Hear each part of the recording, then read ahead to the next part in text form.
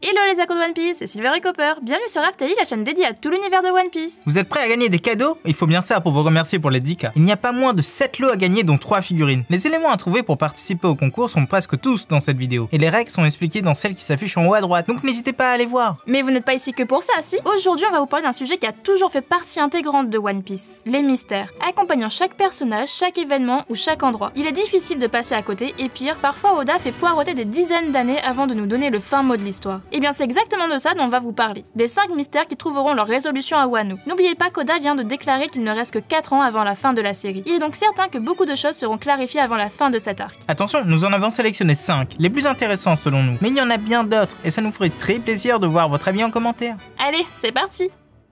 L'identité de l'homme à la cape rayée.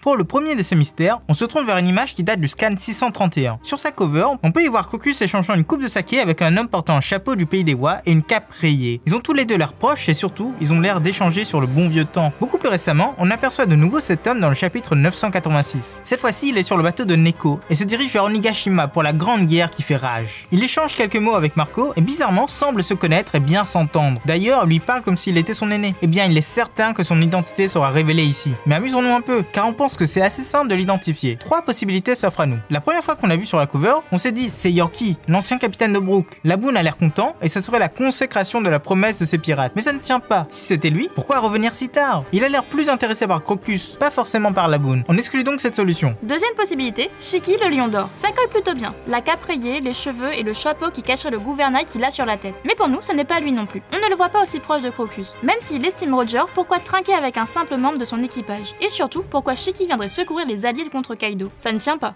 La dernière solution est pour nous la plus vraisemblable. C'est un ancien membre de l'équipage de Roger. Pour ça, on se base sur la cover du scan 591. On y voit Crocus et Rayleigh passer du bon temps. Et bien là, c'est la même chose qu'on voit avec l'homme à la cape rayée. De plus, nous l'avons vu, partager une coupe de saké est une chose très importante dans le monde de One Piece. Elle crée un lien fraternel ou amical très profond. Crocus ne partagerait pas un tel trésor avec n'importe qui, mais bien avec quelqu'un qui l'a accompagné jusqu'au bout du monde, jusqu'à Raftel. Pour nous, c'est Scopper Gaban, le 3e de l'équipage de Roger. Pour le changement physique, on ne l'a pas vu depuis une vingtaine d'années, ça peut coller, mais surtout, on l'a bien vu, Wano est l'arc des transformations physiques. Denjiro change du tout au tout après la disparition de Don, n'est-ce pas? Shinobu également, pourquoi ne pas imaginer la même chose pour Scopper?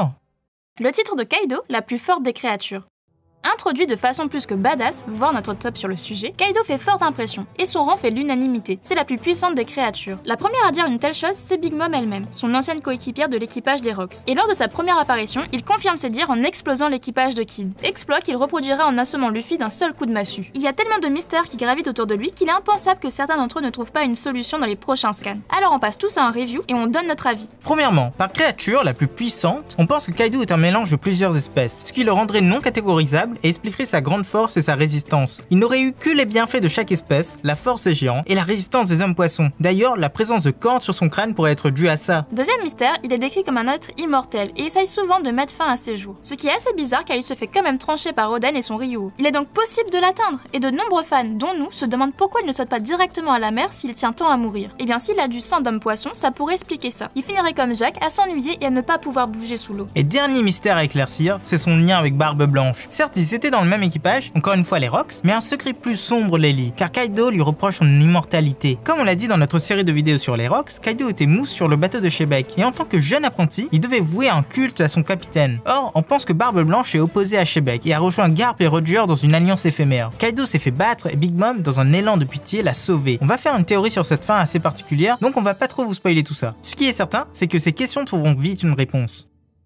L'origine de Zoro et le secret derrière son œil.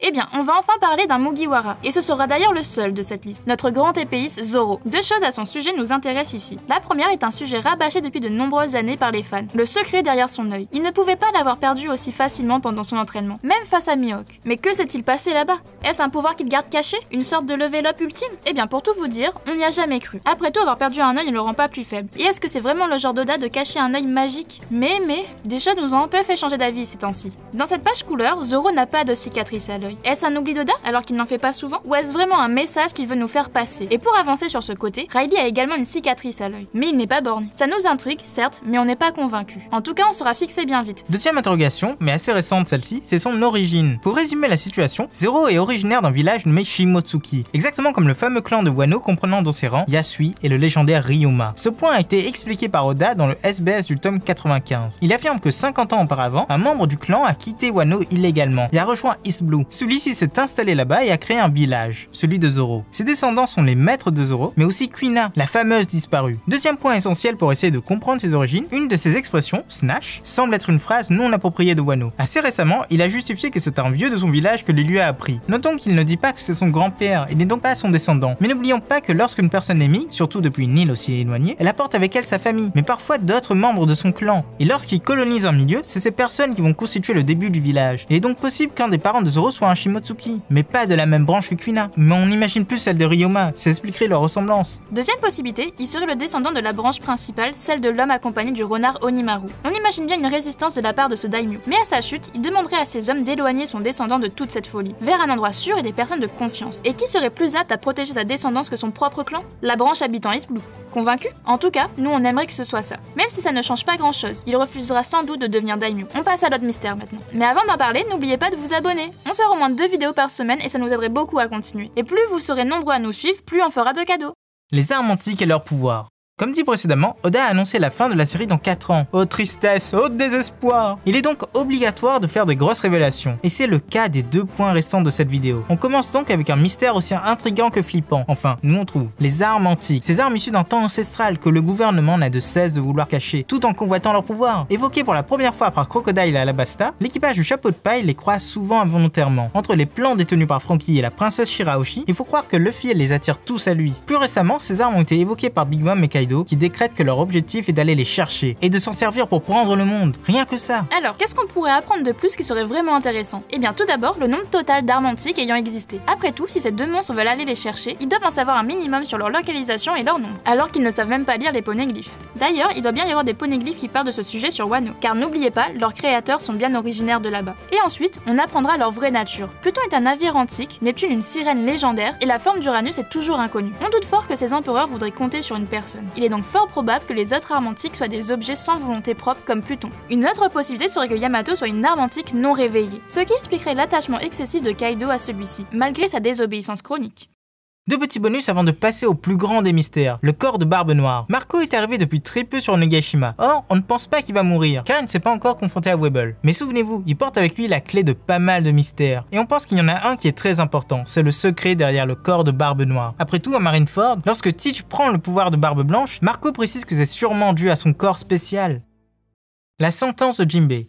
On a fait une petite vidéo sur Jinbei la semaine dernière, et on a exposé le fait qu'il a sûrement subi un châtiment infligé par Mama à la fin de l'arc Whole Cake. Rappelez-vous, il s'est sacrifié pour permettre à l'équipage de fuir. Or, on sait tous que Mama est capable de prélever l'espérance de vie, mais il faut avoir peur d'elle. On pense qu'elle a menacé de tuer les pirates du soleil, ce qui a poussé Jinbei à accepter son jeu macabre.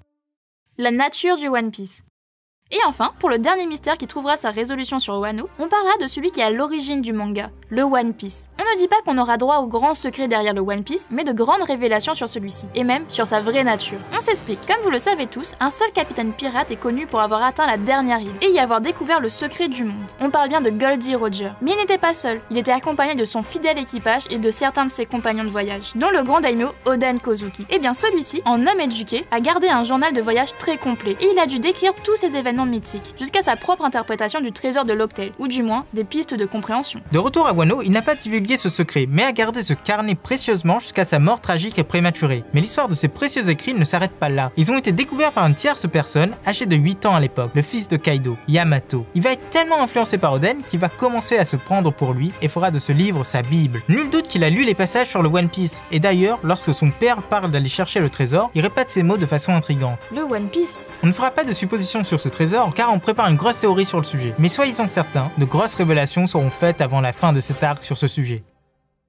Voilà, c'est déjà la fin de cette vidéo sur les mystères qui seront probablement résolus à Wano. On espère que ça vous a plu et que vous êtes plutôt convaincus. En tout cas, n'oubliez pas le jeu concours. Il y a quand même 7 lots à gagner, dont 3 figurines. Et si vous êtes passé à côté des règles pour y participer, le lien s'affiche juste en haut à droite. C'était Silver Copper pour FT Lille. À bientôt les accros de One Piece.